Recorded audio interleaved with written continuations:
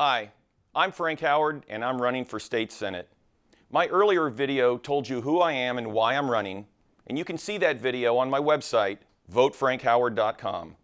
Today, I want to tell you why you, the voters in District 14, have such a clear choice in this election.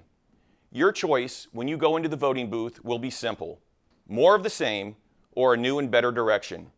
The incumbent, my opponent, Karen Montgomery, has been in the legislature for 12 years and wants to go back for another 4. I am a business owner and am running for the first time. My opponent represents more of the same, while I represent a new and better direction.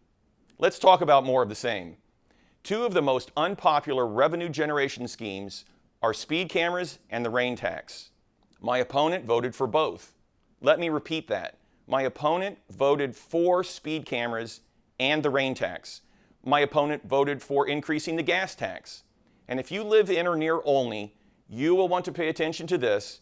My opponent was one of the 4 sponsors of Senate Bill 627 titled Special Taxing Districts, Transportation Improvements, and Exemption from County Tax Limitations.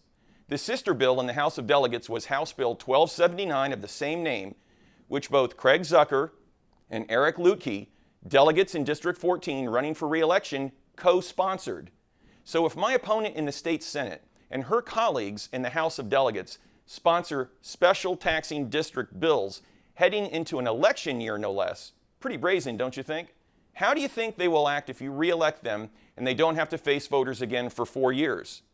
Watch what they do in Annapolis and not what they say at Greater Olney Civic Association, or GOCA, meetings.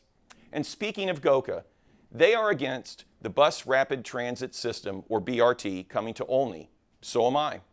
It could potentially destroy hundreds of homes and businesses along Georgia Avenue. I quote from a GOCA letter to elected representatives: GOCA interprets the purpose of the new taxes raised under these bills to be financing the cost of county transportation improvements, and this is the exact opposite of how we believe projects such as BRT should be funded. It is inherently unfair for the bulk of the costs of implementing the BRT strategy to fall on the shoulders of Montgomery County taxpayers. Instead, funding sources should include existing revenues, gas tax revenues, the state of Maryland, and the federal government. Unquote. I agree with GOCA, and yet my opponent and her colleagues in the House of Delegates co-sponsored bills that would create special taxing districts. Well, who do they represent? You, the citizens of District 14, or their legislative leaders in Annapolis, and the special interests such as the transit lobby? Well, I represent the new and better direction. I want to represent you, and I say enough is enough.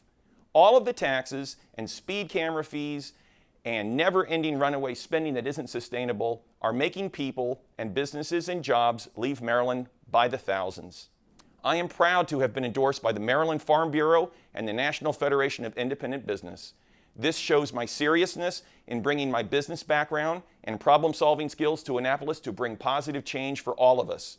My opponent is an extremist, seemingly more intent on making ideological points, while I am a moderate, focused on real-world solutions to our real-world challenges. So you have a choice: more of the same or a new and better direction. You have the opportunity to vote out of office the partisan career politicians in Annapolis who got us into this mess in the first place. Choose a new and better direction for yourself and your family by voting for me, Frank Howard, on November 4th to represent you in Annapolis.